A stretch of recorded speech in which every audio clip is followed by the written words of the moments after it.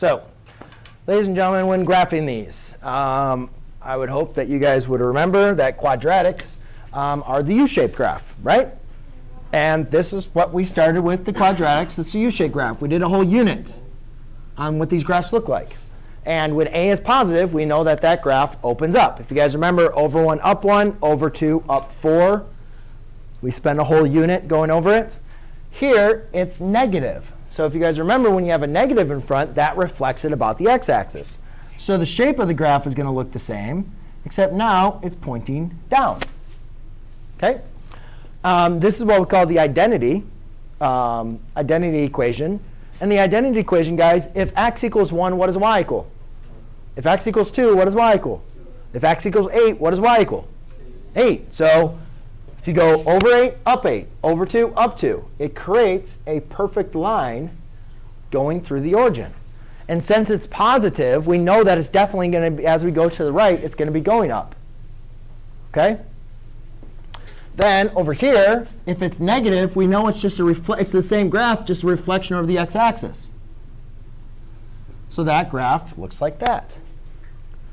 OK? Now I chose these because these are ones you guys are technically supposed to know and remember. So please make sure you guys have them written down. Because if you know these, or you remember at least what these functions look like, what we're going to do is now determine what the end behavior of a graph is going to look like when we have no idea what the function looks like. So these are technically supposed to be ones you remember what to look like. Now we're going to start investigating equations that you're going to have no idea what it looks like. However, before we get into that point, let's go back and acknowledge a couple things. First of all, we can agree that I can put a 1 for the power and 1 as a coefficient for that equation, right? And 1's over here, correct? Does everybody agree with me? OK, so first of all, let's talk about the degree in every problem. The degree in this case is 2, correct? The degree in this problem is 2. The degree in this problem is 1. The degree over here is 1. Everybody follows me? Now let's look at the LC. LC in this case is 1. LC is 1. Actually, hold on. Before I get to that. OK, so what we're going to do is we're going to actually be talking about end behavior. And I don't want to get to the leading coefficient yet. I want to explain this. You ready? Because this is really important, like really important. So you're going to want to make sure you have 100% focus up here. So you guys can see we have degree 2, degree 2, degree 1, degree 1. Yes? I thought when it doesn't have the exponent, it was supposed to be 0 for the. Well, if you had x to the 0, that would equal 1. So therefore, you wouldn't even have an x anymore. What I was explaining was if you had just 5, that is the same thing as x to the 0. OK? So if you have an x, it's always going to be up to the raised to the first power. But if there wasn't a variable, then you'd put it to the 0. OK? So what's wrong? Do you have something in there? Can you put that away? Like 100%. Thank you. All right. So ladies and gentlemen, when we're determining our end behavior, which I'll talk about here in a second, the main important thing that you guys are going to do is you're going to if you guys look at the degrees, you're going to classify the degree as either even or odd. Well, remember, even numbers are divisible by 2. So I've basically broken this up into the even side and the odd side. Does everybody agree? Everybody see that? OK. Then the next thing we're going to do is determine the leading coefficient, which we said in this one was 1. LC in this one is negative 1. LC here is 1. LC here is negative 1.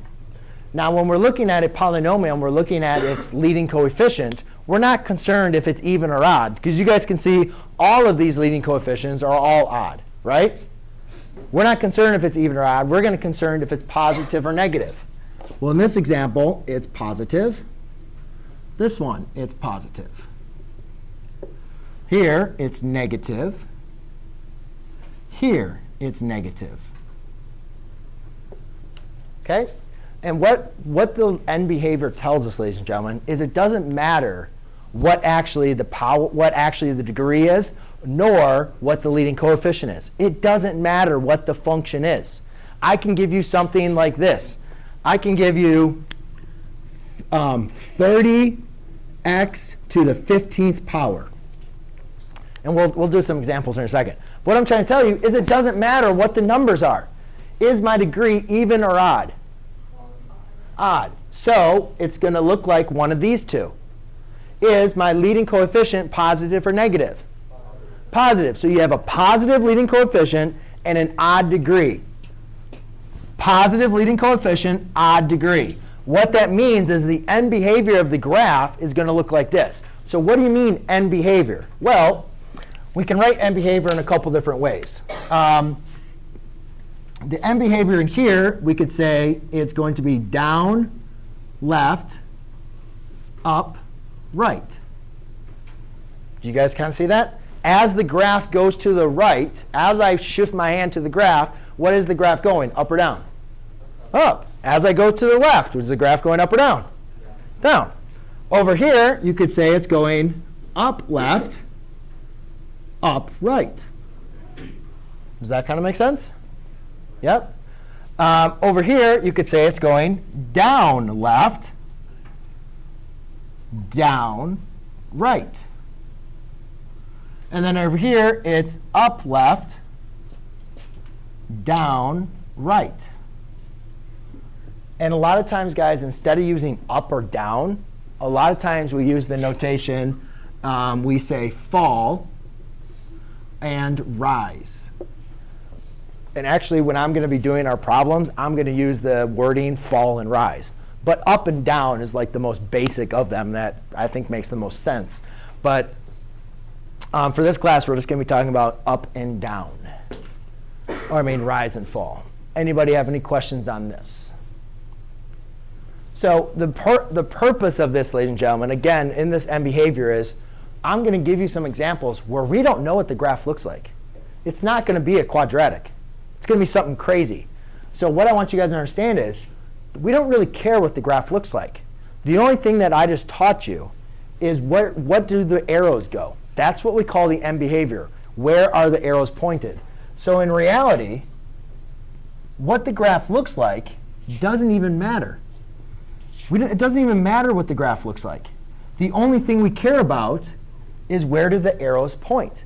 The graph could do whatever it wants to. But end behavior, when I'm asking for the end behavior, all I'm asking for is where do these arrows point. That's all we care about. And to do that, the only thing we need to look at is the degree and the leading coefficient. Julian, do you have a question? OK. Ta-da. All right, let's do two examples, then we'll go over our tests. I know today's been a heavy day.